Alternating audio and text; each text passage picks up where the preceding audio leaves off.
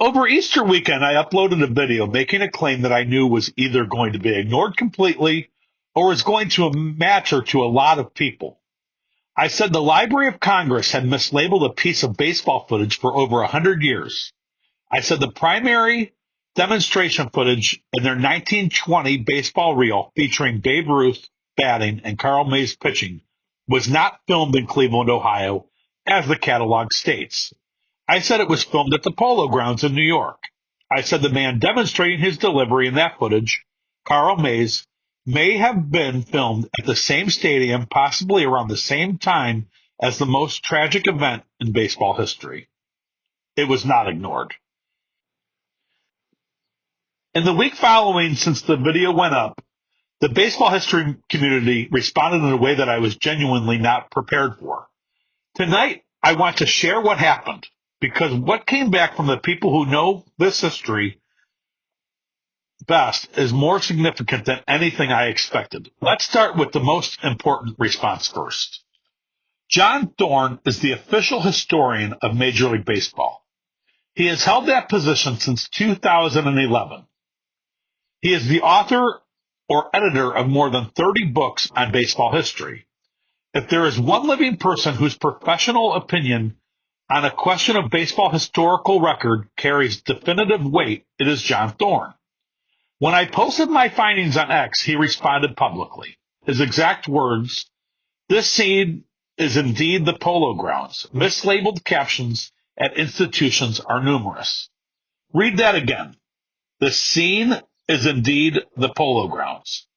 The official historian of Major League Baseball looked at this footage and confirmed what I found. The Hotel Commodore advertisement, the grandstand scale, the stadium dimensions, all of it pointing to the grounds, the Polo Grounds in Upper Manhattan, not League Park in Cleveland. The Library of Congress has had this wrong for over 100 years, and now the most authoritative voice in baseball history has publicly said so. I want to be honest about what that felt like to read. I am not a professional historian. I am someone who spends too much time in archives asking questions that probably should have been asked a long time ago. Having John Thorn confirm this finding publicly is something I will not forget.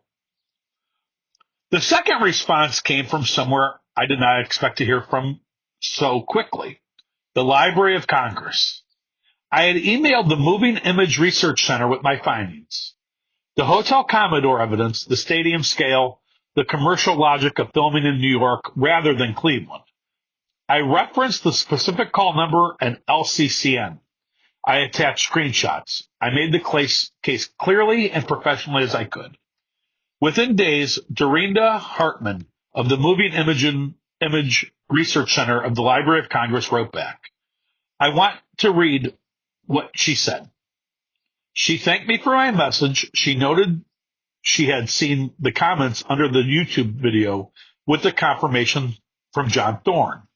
She said, and I'm quoting directly, "I have gotten in touch with one of our moving image catalogers to show her the explanation and evidence she would be able to set the right machinery in motion."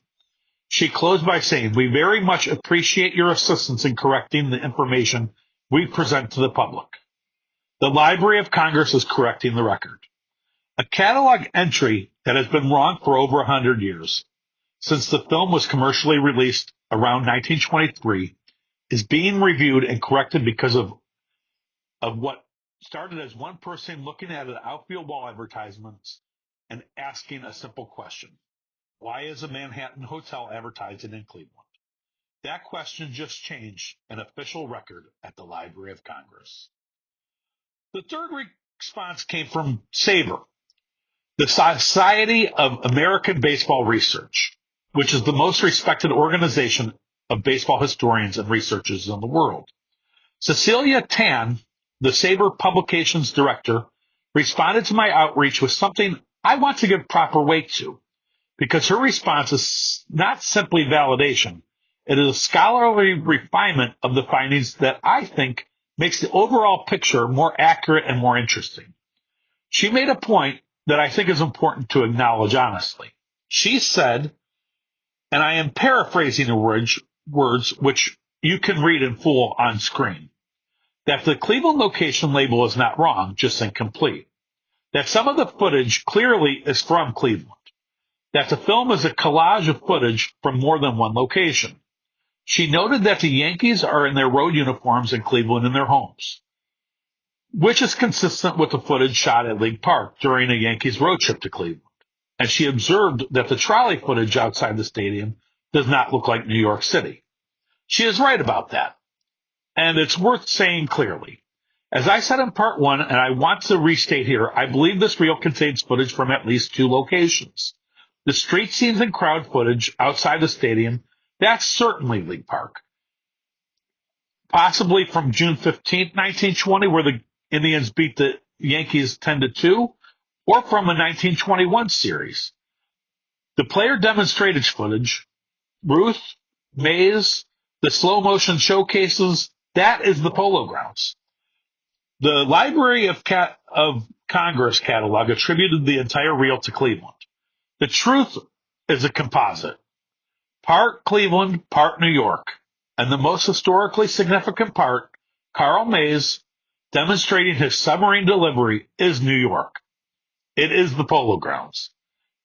It is the stadium where he killed Ray Chapman.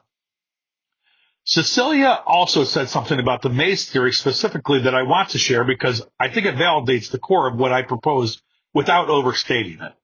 She said the Mays theory is interesting and very likely the reason the footage was not released for 3 years.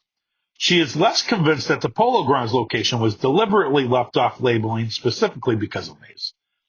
Her view is that the filmmakers were simply trying to make it look like everything was shot at one time when it was not, and that compiling footage in this manner was common practice. That is fair and measured from a historical perspective, and I respect it. The deliberate misdirection theory is my interpretation. What is not in dispute from John Thorn, from the Library of Congress, and from SABR is that this footage contains the Polo Grounds material that has incorrectly been cataloged as Cleveland for over 100 years. That is the finding. Everything else is interpretation, and the historical community can debate it. I want to take a moment to address something that came up repeatedly in the comments of part one and on Reddit, where the story reached 32,000 views in about 2 hours.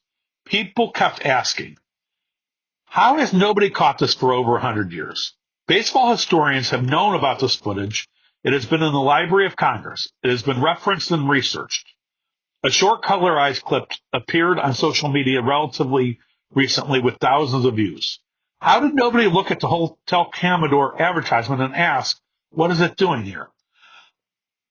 I do not have the complete answer to that question. What I can say is that John Thorn himself noted that mislabeled captions at institutions are numerous. This is apparently not a unique situation. Archives hold millions of items. Cataloging is done by human beings working with incomplete information. Errors persist because nobody with the right combination of assets, curiosity, and specific knowledge happens to be looking at the right deal at the right moment.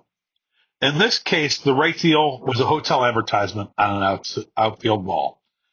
And that right moment apparently was on Easter weekend of 2026. I am genuinely humbled by that. I did not set out to correct the Library of Congress. I set out to make a YouTube video about a baseball film I found interesting. The fact that it became something more than that truly astounds me even over a week later. I just asked the question. Before I close, I want to return to Ray Chapman one more time, because through all of this, the confirmation from John Thorn, the LOC email, the SABR response, the Reddit thread, the comments, what keeps coming back to me is not the archival correction. It is him. Ray Chapman was 29 years old. He was the best version of himself in 1920. Newly married, a child on his way, planning to walk away from the game that he loved to build something quieter and more permanent. He never got to. The footage we have been discussing, Carl Mays demonstrating the delivery that killed him, filmed at the stadium where it happened, has been sitting in the government archive, incorrectly labeled, for over 100 years. Nobody even knew exactly what they were looking at. Now they do. The catalog will be corrected. The record will reflect the truth. And perhaps the next time someone watches this footage, they will understand the full weight of what they are seeing. A man throwing out a ball at a stadium in a season that nobody who lived through will ever forget. That is what this footage is. That is what it always has been. Now we know where it was filmed. Part 3 is coming soon. The same footage, every player, every frame, in color, labeled correctly. Once the Library of Congress has officially updated the record and the full historical context has been established, I want to present this footage the way it deserves to be presented, restored and in color, with the complete story attached. I do not have a date yet, and I want to do it properly, but I will see you then. Thank you for being part of this. I hope you like, subscribe, and reach out as much as necessary. Thank you for viewing, and hit the bell for notifications. Bye for now. Over Easter weekend, I uploaded a video making a claim that I knew was either going to be ignored completely or was going to matter to a lot of people. I said the Library of Congress had mislabeled a piece of baseball footage for over 100 years. I said the primary demonstration footage in their 1920 baseball reel featuring Babe Ruth batting and Carl Mays pitching was not filmed in Cleveland, Ohio, as the catalog states. I said it was filmed at the Polo Grounds in New York. I said the man demonstrating his delivery in that footage, Carl Mays, may have been